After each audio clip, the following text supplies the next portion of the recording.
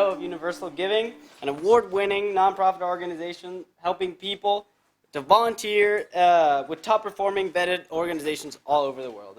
And they have a 100% donation goes to the actual cause.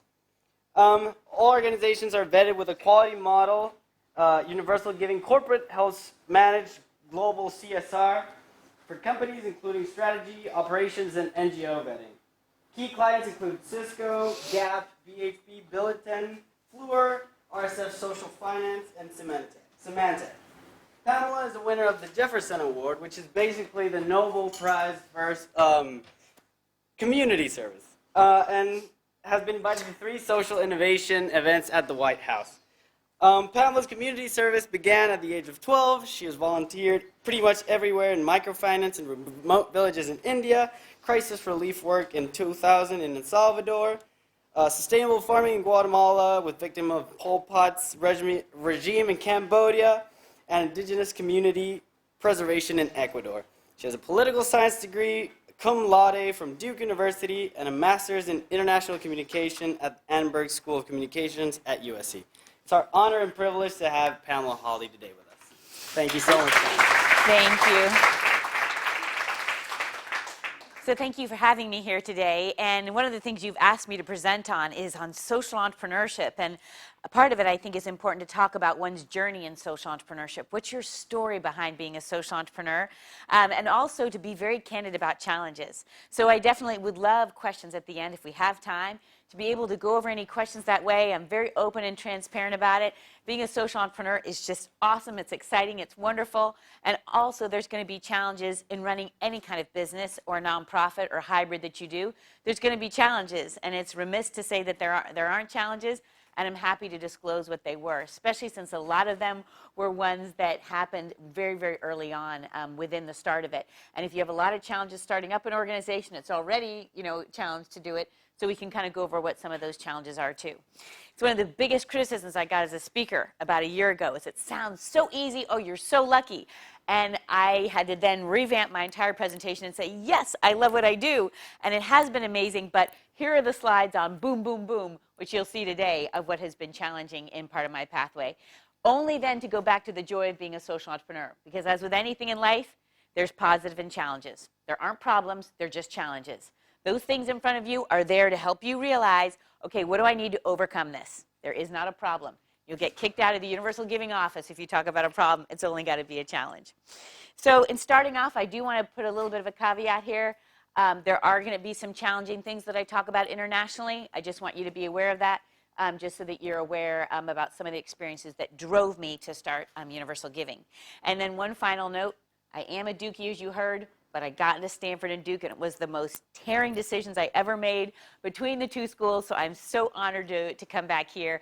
And do you guys know those like post office boxes, like the big, heavy, like blue ones? You know what I'm talking about? Like those ones, and you put it in there, and when you're 18, you think it's like the mail place of like death that you can never pull back your mail. Well, I put in there I was going to Stanford. And I walked across my PJs at my parents' home in Menlo Park, and I went, and I was like, I'm going to Stanford. And I put it in right at that box, right at that moment. I was just about to let that lever go in. And all of a sudden I went, oh my gosh, I'm going to Duke. And I ran back and my PJ's in there and my pigtails. I'm like, I'm going to Duke. And my parents are like, okay, great. So my point is that you as an entrepreneur are going to have those clinch gut instinct moments where you've made a decision that you think is the right thing. And all of a sudden, that heavy black mailbox. I mean, I could have called the post office or I could have called someone and said, hey, I've changed my mind. But to me, that was like almost an irreversible. And you need to get to that point as an instinct, as a social entrepreneur, where you have those gut instincts. Don't ignore them. You could have gone down your whole list of what the right thing to do is. And if your gut instinct and conscience and instincts tell you something differently, that would be one of my greatest lessons to you today is follow that, because that's your heart speaking, and don't ignore it. All right, ready? Here we go. How people live their lives is a result of the stories they tell about themselves. A lot of you are seeking ventures, things that you want to be able to do. And the most important thing is to go back to your story of what drives you as an individual. One of my other favorite definitions is that with a story, it's a narrative, it's a prose or a verse designed to interest, amuse, or instruct the hearer or reader. Your story has to be compelling. You can't just say, well, yeah, I was walking down a street and I saw that. No, you need to be inspired when you're telling your story. So this isn't just about what your story is, but how you do it and how you communicate it. So here's my story. There I am on the far right. Now, I was an extreme tomboy, okay? Major tomboy. And here I am on my little Izods and all of that. This is probably just about the most feminine I got at that time. I have my little boy cut on the side, and we are in Mexico. This just looks like such a stereotypical picture, doesn't it? It's pretty awful. But we're in Mexico here, and this was probably about 2 years after I grew out of my favorite color being black, and also jumping out of trees to try and break my leg because I thought cats were cool. So that's where the state of Pamela's mind was at that time. So here we are in Mexico. My parents are two of my closest friends, very close with my family. And this was my big epiphany, which is we're here, everything's great. We are walking, down into a marketplace. And what we are going on is from a cruise ship, which was our vacation. And all of a sudden, from that cruise ship, coming out, we go into this marketplace where you hear all these sombreros and this music and everything, and boom, my dad and I look down and we see a cul-de-sac of all these starving, begging children. And at that point in my life, my whole life changed. That was just absolutely unacceptable. My whole life, I went to my dad and I said, how could you not tell me about this? And he said, honey, you're only 12. But that did not matter to me. And now we see kids getting involved in philanthropy at age 8 or 10. Or I was laughing the other day going back to my high school, and I've got like a 12-year-old saying, I've just started a nonprofit and I've fundraised $5,000. And I'm like, well, gosh, what else are you going to do in life? I mean, they're already like 12 starting. I'm like, does anyone play in the mud anymore? I guess not. That was just me. Anyways, so my point is that unacceptable did not leave me. From that point on, boom, there was a straight trajectory up towards service. Listen to that when that happens in your life. Having said that, my pathway, the heart was there on the volunteering side, knowing that I wanted to do that. But the ups and downs to get there were profound. And that's what I'll share with you a little bit about today. So from there, I went to Guatemala. Actually, before that, I went and I did a lot of other things. Before that, in East Palo Alto, going and serving with people who were receiving welfare, doing food, and all these things domestically. But when I started to get older and I could go internationally, these were some of the trips that really informed me. I'm going to Guatemala to help de-lice children. We were going there. These kids sometimes hadn't had a shower for a month, sometimes 2 months. They were overridden by lice, unwashed, all of that. And that's where I thought I was going to do my service. But on the way there, walking to where I was going to do service, and this is what I encourage you, don't miss this. Don't miss this. When you're on your way walking to go volunteer, don't miss the volunteer opportunities in front of you. Because what happened is I saw hundreds of people on the street. They were lying down. They had cloths over their face because they had stolen the glue from the local shoe factory and were so devastated by their lives that they passed out on the street every day by taking the glue and putting in a cloth over their mouths and just allowing themselves to pass out. Don't walk by the volunteering that you have there. And that is something I really learned. It was like, you're not just going to volunteer at an event. There might be something you can do along the way, or at least be conscious of what it is and see if there are other groups that can help. I also went to India. Now, India is an amazing country. I volunteered 4 hours outside of Bangalore in an incredible situation where we had this little mini car take us, and then we got into a kind of larger kind of cart. And then after that, we got on some horses, and then after that, we had to walk in order to get to this community. Amazing people. They put on this complete celebration for us. We learned everything, so much about microfinance. And one of the things that was just so difficult, and again, this doesn't happen everywhere in India, but in some of the remote villages, this is what happens to girl babies. They get put into a pot, and they're taken care of. And so here we are to go volunteer and learn about microfinance, but you as entrepreneurs can be open to what some of the issues are on your way to go volunteering. This was devastating. Here we are helping people start businesses, but people are dying in their own communities. Those are things you have to be so aware of as a social entrepreneur, eyes wide open about how you can help. And this was definitely part of the reason of the genesis of Universal Giving. Cambodia. Here we have an amazing, beautiful stupa, which is a commemoration and a beautiful temple that within the village. And I was working with a lot of paraplegics and those who were affected by the mines there, helping them do job training. And I remember standing here this day looking at the stupa, and it was such a beautiful day in this beautiful green grass. And when I was asking my colleague there, I said, this is amazing, you all have such beautiful land, all of that. And he said, yes, the green grass here, Pamela, the reason for it is because of all the people that are buried underneath it. You are standing on mass graves right here. Keep your eyes wide open as to all of this. And what this does is inform you to lead you towards your vision. And for me, it was a life vision of service. I couldn't turn back from this. Once I saw this, I could not go down a traditional pathway. And for me, it was listening and helping people. Here, I'm actually working in a sustainable farm in Guatemala, and I worked very much one-on-one. But as I went down my trajectory, and this is something you'll need to think about as entrepreneurs, is your life one-on-one in tutoring, or is it something larger that would be helping serving and affecting thousands of people, where you are going and you are serving people all over the world? And for me, that was really the genesis of Universal Giving's mission, to help connect people to quality giving and volunteer opportunities worldwide. I realized I didn't want to go volunteer and just do development work or be a part of Peace Corps one-on-one for the rest of my life. That's not a right or a wrong decision. And part of the reasons being vulnerable with you is because I thought I was going to be too lonely. It was too much for me. I was going to miss my family. I was going to miss the sense of community. I didn't want to go be in an isolated village. You have to listen to that and not go, oh, that's what I should do. You have to listen what is right for you to do. And for me, it was right for me to then go into building a website like this that leveraged thousands of people across the world, rather than going into the villages one-on-one. I also missed the business instinct. I wanted to be able to build a business, build a website that scaled a service. So here you can volunteer and donate on Universal Giving.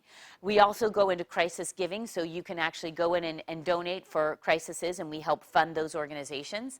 The other thing is we give a gift. This is one of the most popular things on Universal Giving because 100% goes direct to the cause. So you might want to give a gift to your brother and give him $25 to feed a family in Sudan. Or for example, this is one of our most favorites, is to actually support a chimpanzee. Now, you have to be surprised as entrepreneurs because I thought that it would be something that might be a lot more drastic. But two of our most popular gifts are actually stopping hemorrhaging for women in childbirth and adopting a chimpanzee. So that's something, be surprised as entrepreneurs as to what you think it might be. Because kids are usually what's most funded. But hemorrhaging for women, which is related to childbirth for sure, but then also chimpanzees, animals, is highly popular. Do you know something that we found out the other day on social media? Do you all know what is the greatest animal that gets comments on social media? Anyone know? What? Cats? Okay. Anything else? Panda bears? What else? What? Sloths? Sloths, that's a good one. I haven't heard that one before, I have to say. Sloths. Anything else?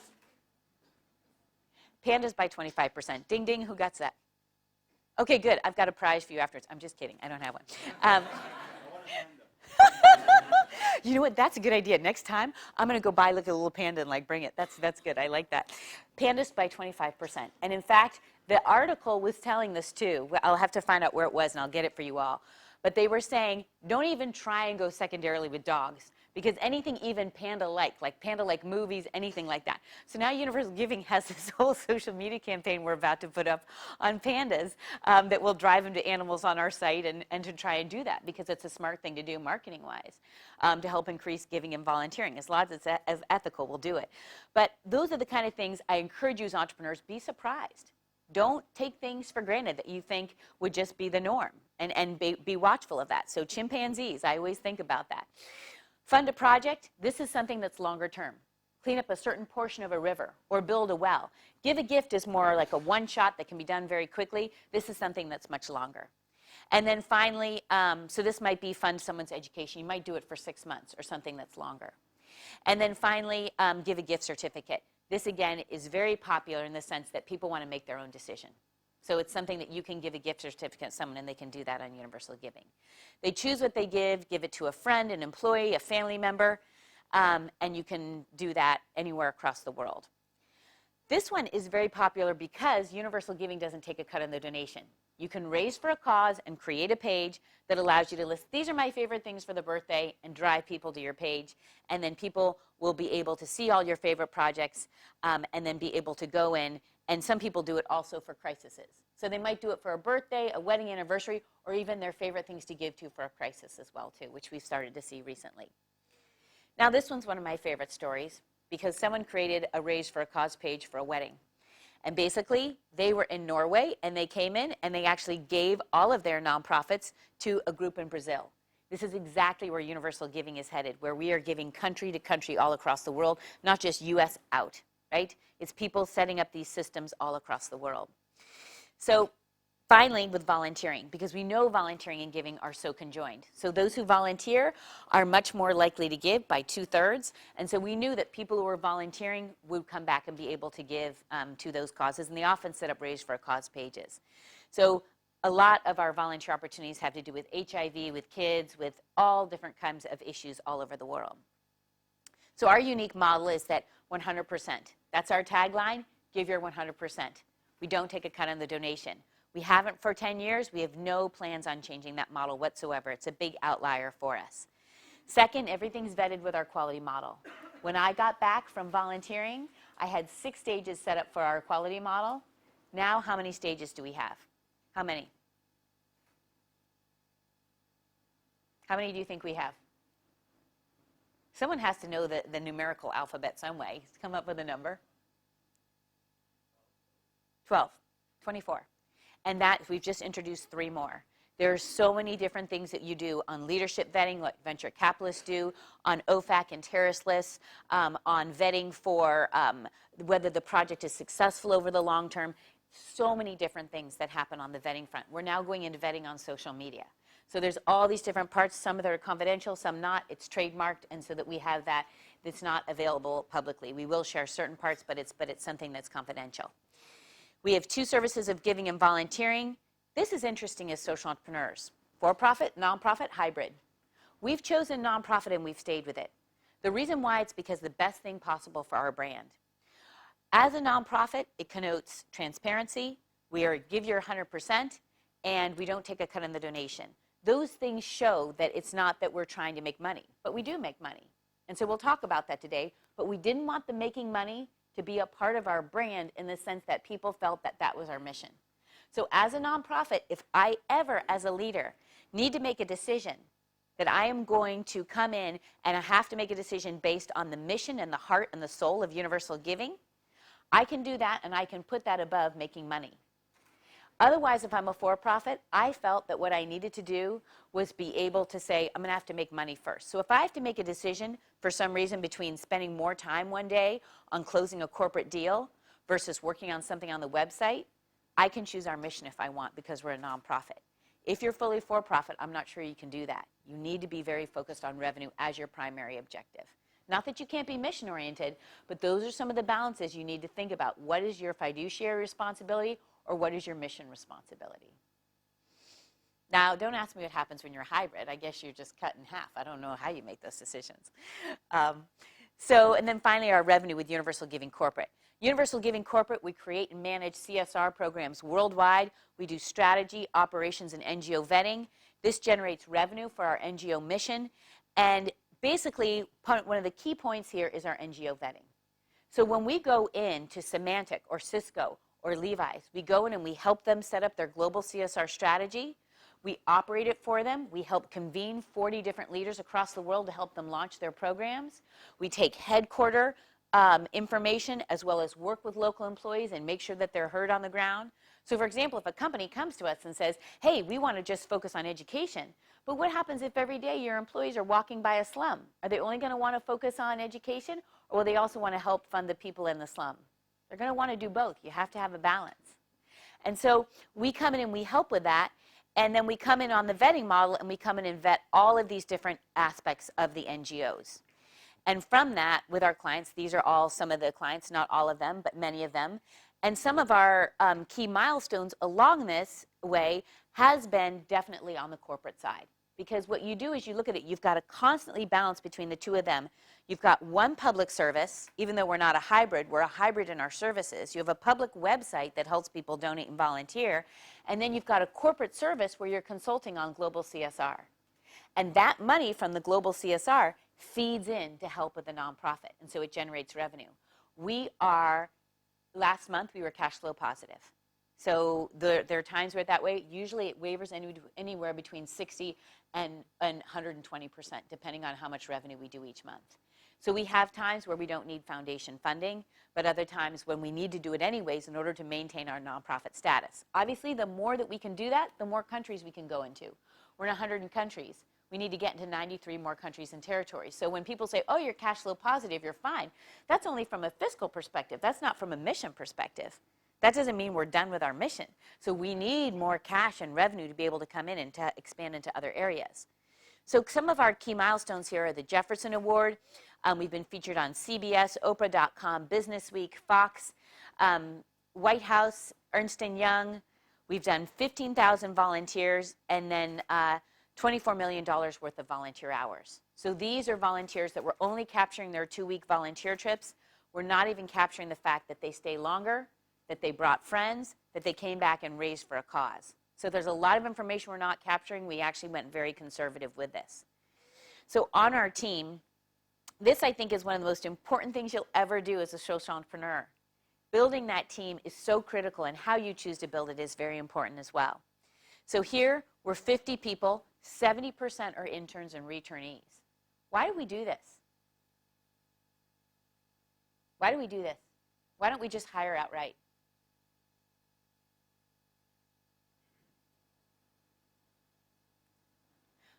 Okay, yes. You know, that's a good point. That could be a value proposition for it. I'll tell you the reason why. The main reason why is that we actually don't make any hiring mistakes, hardly ever. The reason why is because the people who opt into us have been with us for 6 weeks or 2 months, and what's happened is they buy into our culture and we buy into them. We have found you cannot tell from interviews. People can be fantastic interviewers, but it's a huge cost to the organization if you bring someone on and 6 months later it doesn't work, then go search for someone else for 6 months, and then when you bring on another person, it takes another 6 months to get up to speed. That's 18 months. That's $500,000 depending on how you pay. All that time lost, everything. But if they come in as an intern, or if they come in as a returnee, which is we have a lot of professionals who come back. One person is a NASA engineer. She's working with us on global CSR. She works for us at night. So she comes in and she does work for us 10 hours a week. But we can see how she works. And then what we can do is we can start to convert to paid based on how those people are committed to us or not. And then they learn and see whether it's good culture for them as well too. So what you're doing is it's a good hiring practice that allows this dating process to go. Do they want to be with you? Do you want to be with them? And saves you a tremendous amount of time in mishires, which can be incredibly costly and hold you back from what you're doing. Our interns are global. It's all across the world. 80% of our paid staff. Our COO was a returnee before she became our COO, and she worked her way up. So these are kind of things that this is an absolute feeder to us. This isn't just a feel-good, come be an intern. That's why we don't call them volunteers. We're coming in, we're grooming them to see, are you someone who could be a part of our team? Flexible positions and work share. My COO has got 3 kids. My senior manager of operations has 2 children. They split it. One's back in New Hampshire. One is local here. Someone does more in office. The other one does more out of office. So we work on that. We're age agnostic. We have people who've come on board who are 22 and doing phenomenal work. We don't care how old you are. We care that you've got great execution and great attitude. And if you can figure out and come on board, it does not matter how old you are. I have a woman right now, she's 22, and she is presented to Cisco, to Samsung on the phone. Why? Because she can do it. So if you come in and show that you can do it, we'll train you, but if you can do it, you'll get that position and ability to do it.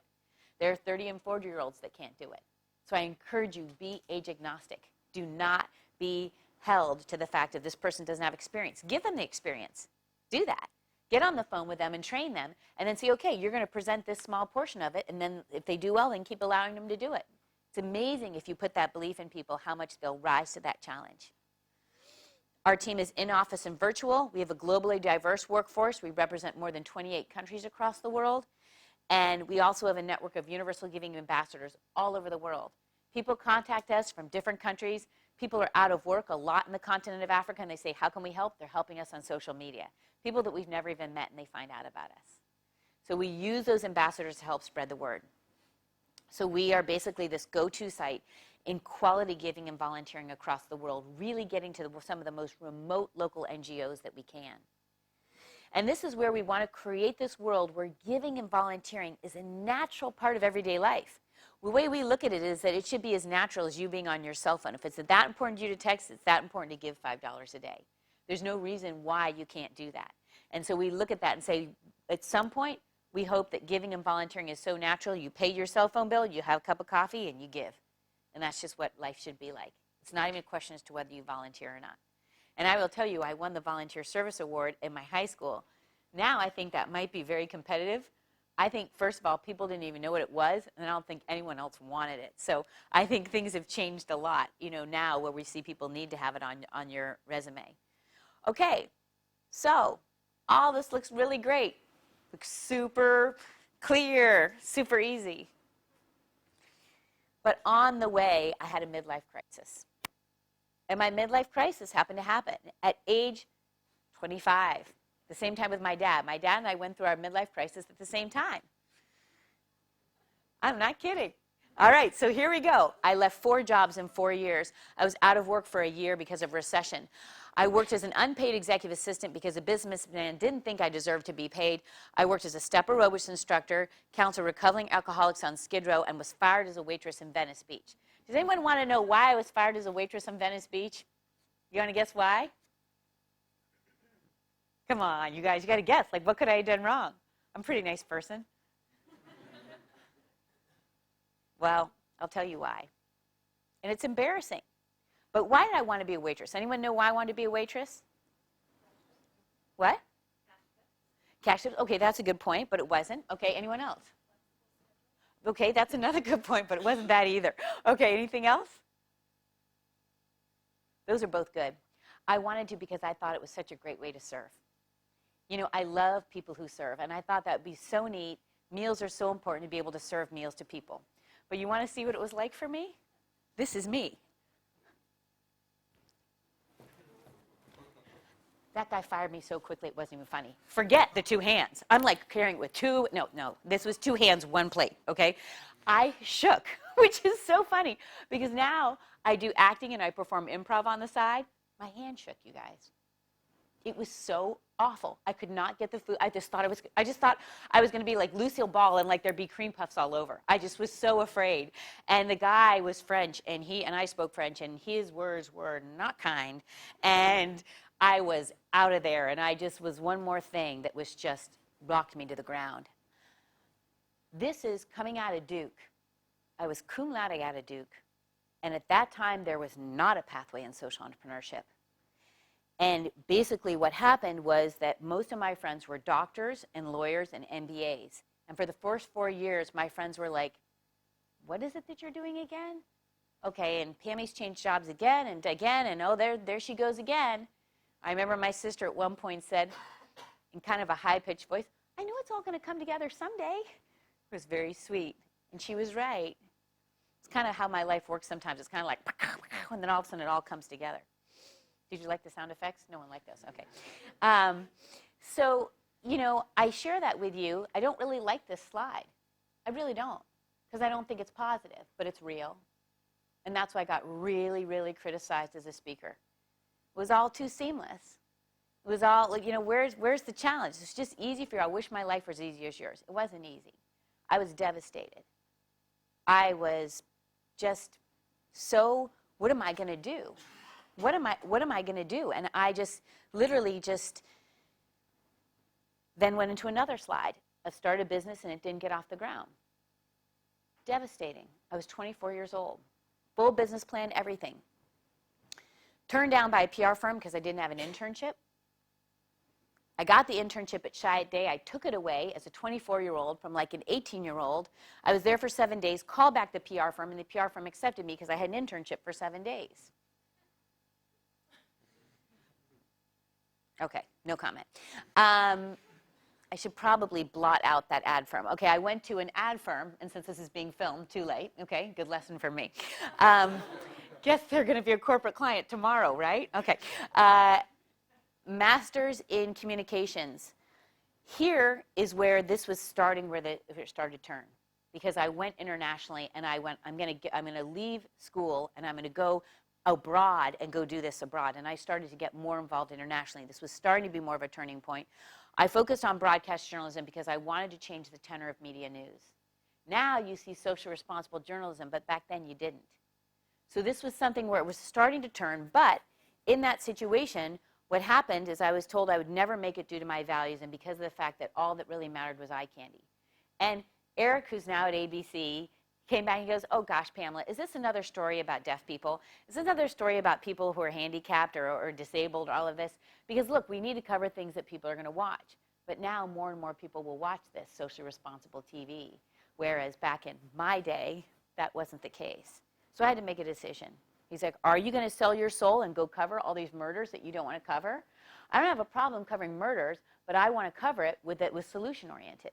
And I think that's where it was a challenge for me. So basically, this is where I fell in love. The introduction to the web. Because then I could see scale.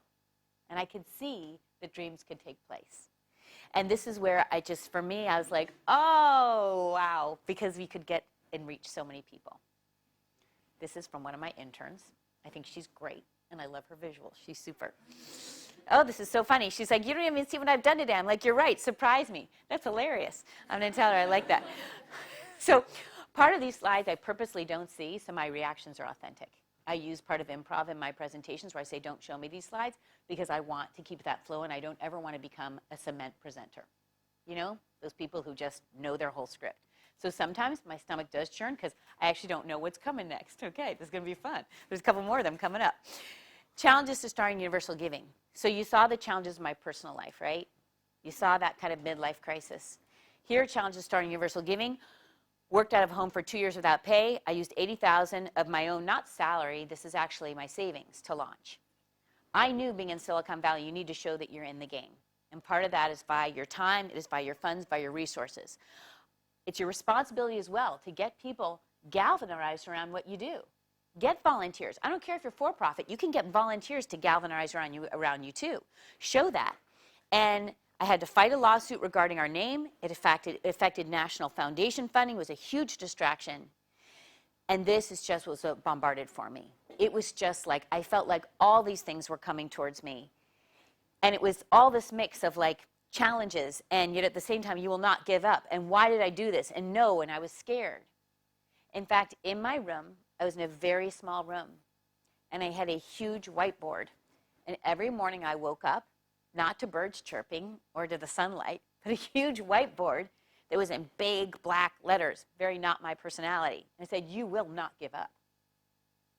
Because I was so scared. You will not give up. You need to have that tenacity. Because there are going to be things that are challenges. And you need to know laser focused, you're going to make this happen. Don't go into this thinking, maybe this is something I might want to do. Do it.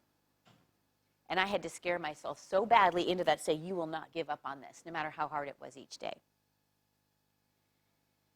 So your journey is about your personal story. You got to go back and connect, like I did in Mexico, with what that journey is. And find that story, find that passion, so that you can really make that story drive it. Because I remember those kids on that cul-de-sac, and that's what drives me every day.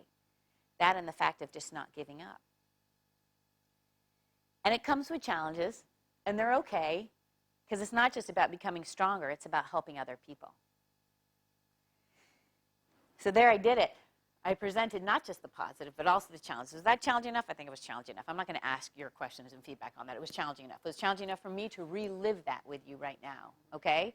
Because my stomach is churning right now because of going back over those emotions. This is hard for me.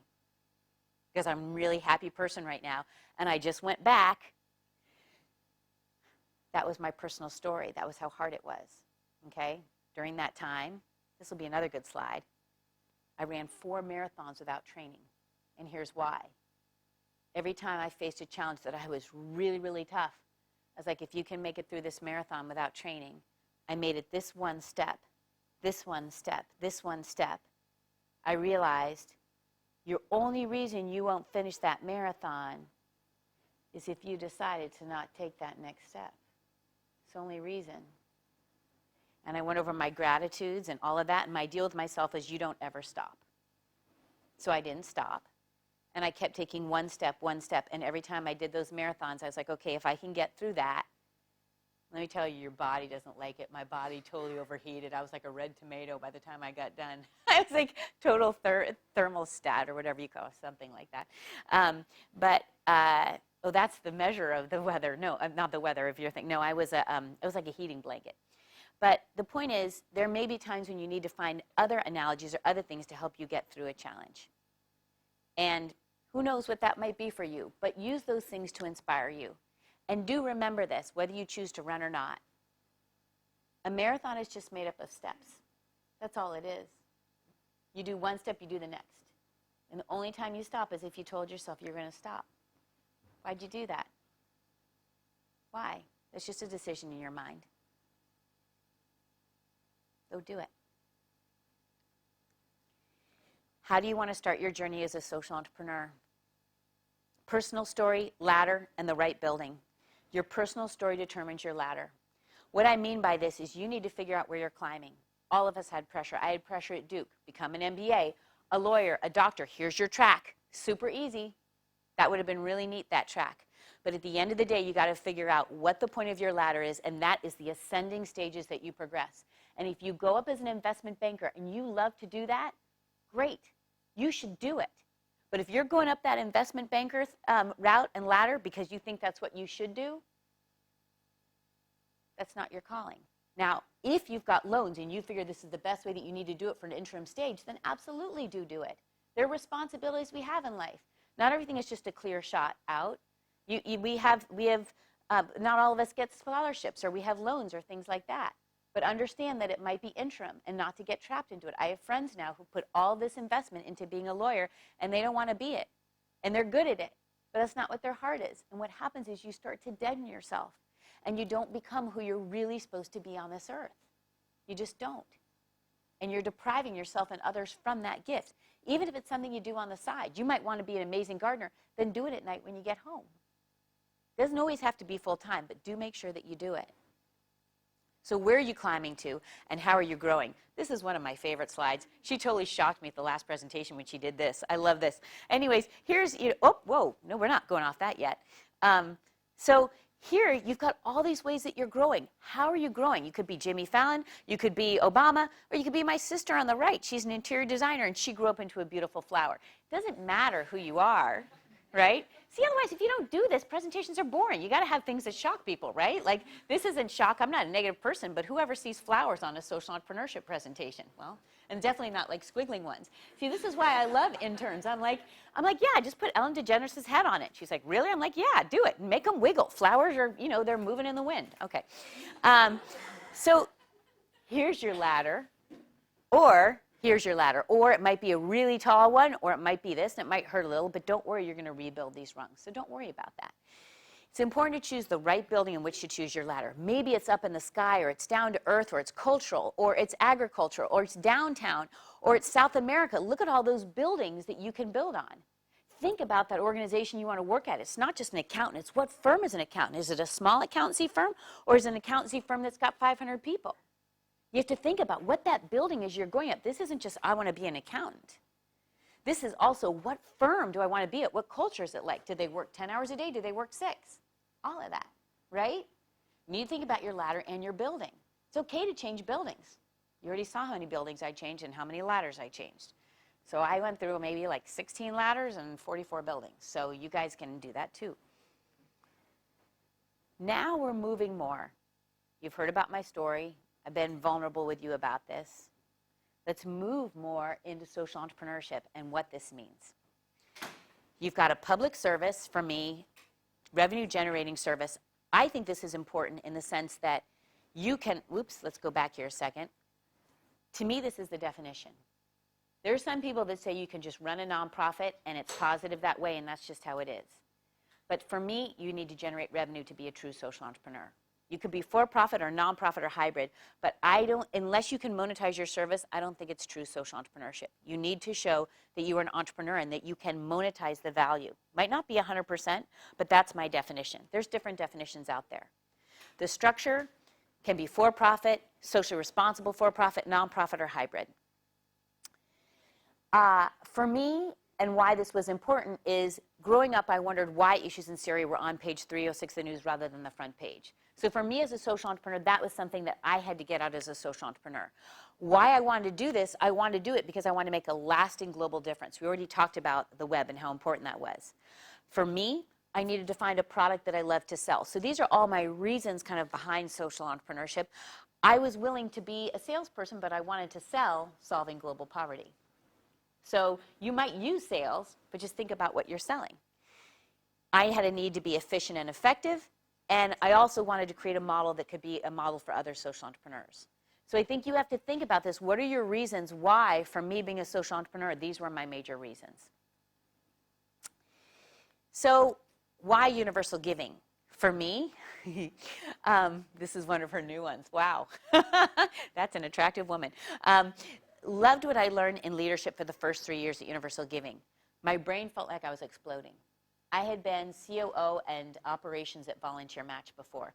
To get on a CEO level and make decisions where I was used to making 2 decisions a day that were major to making 15 a day kind of broke my brain for a while. So it's something you realize you have to grow that way. For me, I have an insatiable desire to learn. Being CEO helped with that. And then I could explore different business units, and I love being challenged. The other thing was closing corporate partnerships to make clients' lives earlier, putting interns in a position to make a difference, working with high-level board members, making donors feel secure that money goes to the right place, creating a dynamic office, working in a global movement. All these things for me was building this amazing structure in-house. Wow! Look at that! That's amazing. It even has sound effects too. I guess that's the Universal Giving house. Should we see what happens next? Maybe they start dancing. Oh, well, that's a bummer. They should have started dancing. Okay, so here's the point. We're building this structure of universal giving, and I thought that was great. Here's one of the reasons. What you're doing is you're building it step by step, all these things, these corporate partnerships, interns making a difference, working with high-level board members, helping donors make sure their money goes to the right place. You're creating this dynamic office, and then you're helping people really help build this house this way. So at Universal Giving, I wanted to have people feel wealth, and what I mean by that is not financially, but love of family. Part of the reason with universal giving is to help feed Maslow's basic needs, but then get people to a level where they can find a calling, because I have a calling. And so that's a part of my mission too. You have to think about as an entrepreneur. It's not just what you love, but what about other people? And then also providing a place for opportunity and great management. So for us, we wanted to be able to show a pathway for interns and returnees of where you can go. So to me, you have to think as a social entrepreneur as well, what is this culture you want to build? So what is that culture that can help you build a great organization? You're not just promoting a product. You have to think about building a great organization. And then finally, this is interesting. I do think about this at night. One of your greatest responsibilities as a leader is what people say at the dinner table when you come home at night. Do they come home and complain about you as a boss, or do they say what you said was positive? So every day, even if I'm tired, I think about the fact, shoot, are my employees, when they go home at night, are they going to talk about they had a great day, or are they going to talk about the fact that Pamela was tired, or maybe she wasn't as patient as she could have been, or whatever it would be? Your responsibility as a manager, as leaders, you're affecting those dinner table conversations every night. You think you're affecting global poverty? You might be, but you're definitely affecting people's day-to-day every night you go home. What are they saying at the dinner table? They're either talking negatively or positively about the day, and that's your responsibility every single day to affect people's lives positively.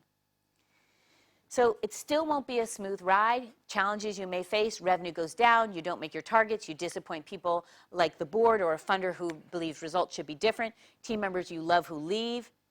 Competition gets so fierce that it affects foundation funding. Competition should be viewed as competitors' collaborators. You might collaborate with part of your competitors on some aspect. Other ones you might not. But it's important that you think about that and not just look at it as a negative. And you might not be best friends with your competition, but you can think positively about them. Don't denigrate them. It's not worth it. You're all doing something. We're all doing something good for others. Don't go down that pathway of pushing down your competition. You don't need to do that. You can figure out what your differentiation points are, speak to those, and move on. More challenges. You were asked this, so I'm candidly there. I haven't yet reached my dreams. So there's other things that I want to do. For me, I want to be able to, oh, wow, this is another good one. This is great. Looks like they're surfing on this one. I'll have to ask her what she was thinking about. But on this one, I think we're on surfboards here across the world.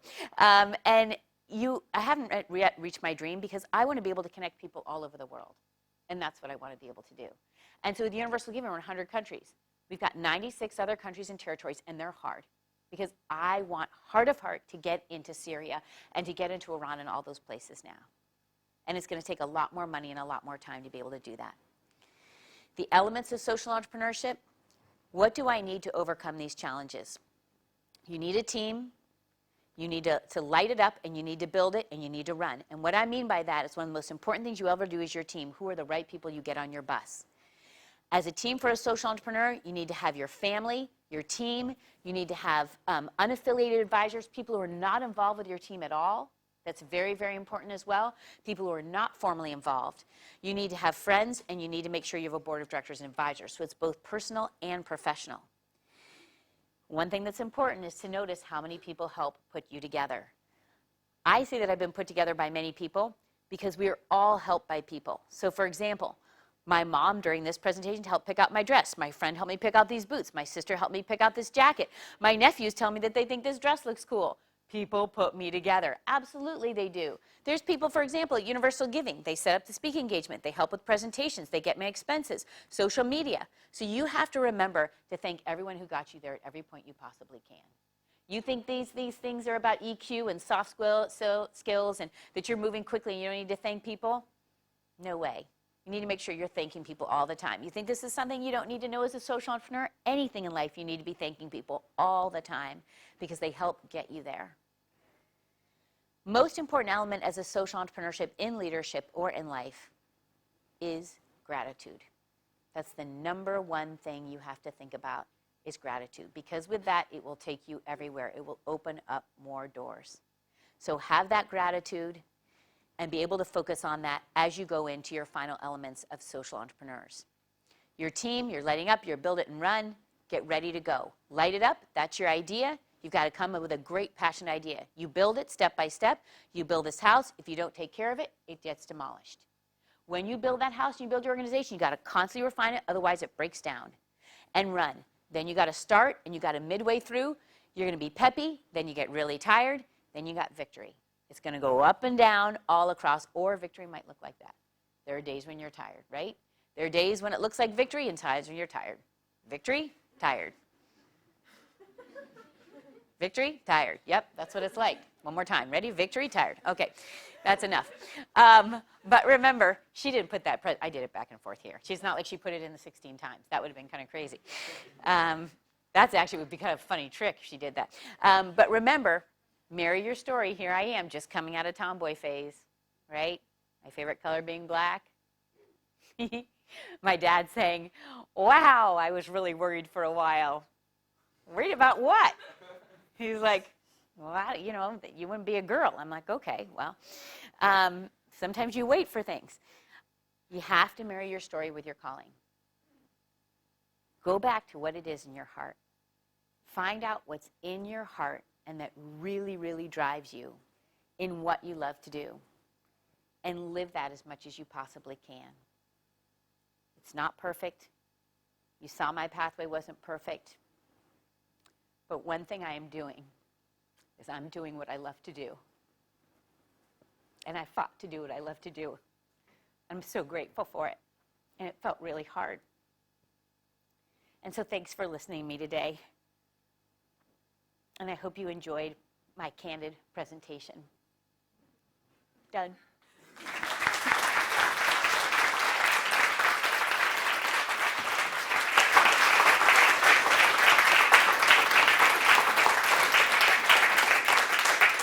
I hope I didn't go too long. I definitely gave you Social Entrepreneurship 101 and then my personal life, but I don't know, we might be over time, but if you wanted to ask a question, I don't know, is that okay? That's perfectly fine. Okay, fine. Does anyone have any questions, anything more I need to bear about my life since I feel incredibly vulnerable right now? Seriously, please ask. Yes. Have you ever faced any criticisms about why you are the right person to undertake this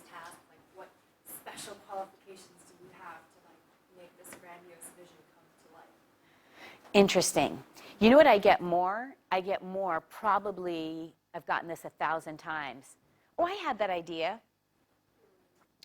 And there's a part of me inside that just, I'm very usually positive person, but there's a part of me inside that's like, okay, like, it's one thing to have an idea and to take it through to fruition, right? Two very, very different things. Oh, I had that idea too. And part of me goes, did you take it there, right? And what it takes to take it there. I think that, you know, I always had very entrepreneurial instincts. So, for example, when I was growing up, I had a big sign on my door that was called Pam's Place. And from a very early on, I was selling things to my dad. So I went and I tried to sell him pencils. What's your name? May? So May, I would go into my dad, I'd try and sell him pencils, and he'd go like, Pamela, this pencil, I can go down to Walgreens, and I can get 10 of these pencils, and you're trying to sell it to me for 10 cents. And I can get 10 of them for 10 cents at Walgreens. Tell me how it's special. I went back to my roommate, and I uncovered my whole sparkle box, because I love sparkles. And I went through, and I put sparkles on it, and I put so much glue all over it, and I came back with this big gloppy pencil, and I said, Dad, is this a special pencil? And he goes, oh, yes, this is a special pencil. I'll pay 10 cents for this pencil. I was like, does Walgreens have this? Oh, no, honey. Walgreens doesn't have this. But think about how much that affected my life, right? Because I was learning entrepreneurship at that time. You need to deliver value, right? So what I had going for me was being very entrepreneurial. What I also had going for me was volunteer match in some levels, but in other levels not. That was actually, being a co-founder of Volunteer Match did actually not behoove me in a lot of ways. I thought it was going to get me a lot further than it did, and it didn't. It was very interesting. You start out a new venture, you got to prove yourself again, often. This is not just I have this track record and experience to do it. I actually didn't get that as much. I didn't. I think that maybe because you know why? Is because when I co-founded Volunteer Match, I was 26. So I think maybe if you start something, like a lot of entrepreneurs start things in their late 30s, early 40s, then you might get that question more, but I didn't have that much of a track record at that point. So I was young enough, I think, that I didn't get that question. I'd be curious if you asked that of someone who started their venture later. Any other questions? Yes? I'm so energized by just your persona and your excitement about this, and really thankful for your vulnerability and for sharing your story. So first and foremost, just want to thank you. Thank you. And I'd also love for you to see, since Universal Giving gives you this amazing platform to kind of have your hand in so many different types of issues affecting the world, what you see as some of the most salient problems that the next generation of social entrepreneurs need to think about solving. Yeah. As an improviser, I try and go with the first thing that's off the top of my mind. And a lot of times people think it's going to be an issue. But what's your name? Jen. Jen. So I think, Jen, part of it is that projects that are well-meaning that don't do good work. So, for example, part of with our vetting model, what we're looking at is there are people who have really, really good intentions. But, for example, there was one project, not on Universal Giving, where people were going in and drilling wells. And what was happening is they were surfacing all this water that was poisonous and contaminating it, and they ended up literally even killing people. So one of the things that I see as one of the biggest challenges in development is, first, we all know you got to ask the local people first, is this what you need? Second, you got to make sure it's safe and the right thing to do. There's other things, too, that I think are very challenging. For example, when I was working in Guatemala and we were working in the fields, a lot of what we were doing on the farms is a lot of the Western thought was coming in and changing the way that they did farming. Well, sometimes that's good if you've got some good practices, but not if it goes against the culture. So, for example, in Guatemala, they put in 5 corn kernels. And one was for God, and one was to bless the family, and one was to bless the earth, and all of this. And Western thought came in and said, that's a waste. You're wasting money. Don't do that. Only put in 2 kernels. But you're destroying and you're ripping out that indigenous culture and that whole ethereal, spiritual sense that needs to be a part of growth and in their lives. And you're ripping that out. And so you think you're being more efficient, but you're not. So a lot of my answer to your question doesn't have to do necessarily with where, the crisis is or the biggest issues, but it has to do with the way that the projects take place. Now, here's one of the biggest things that I've learned the most. Everyone's got their cause, and people will come to me and say, this is what we should be doing, and this should be doing, and all of this. I think that the best thing is really holistic. I know if you say education is the most important thing, if those kids don't have food in their belly before they start, they're not going to be able to concentrate. But if I give the kids children and they well, that would be awful, just gave you children for breakfast. Okay, we'll reverse that. If I give the children food and don't give them education, they're fed, but they're not trained. So to me, it's extremely holistic. Whenever so many people say this is the most important cause, really? If you're telling me water is the most important cause and you have no food, if you tell me food's the most important cause, but water, I think it's all holistic. But the biggest thing too, Jen, that I think is all the thing, and this is what pains me the most, is all the crises that happen all across the rest of the world that no one thinks are crises. So I'm in Peru and I'm outside of Lima, 1 hour. Lima's a beautiful town. But 1 hour outside, the average number of children that women have are 6. And there are no shelters there, or at least when I went there, there is no shelter. And the abuse rate of women is between 60 and 80%. So you cannot leave the family because there's no place to go. And then what happens to your 6 children? And there's not job training. Now it's getting a lot better, but that's only 1 hour outside of Lima. That's not a crisis by our world standards. It is to me. So I guess I would redefine what crisis means and encourage us to look at that. It's not just the typhoon. Anything else? Okay, I think I might have gone over. Thank you very much for having me.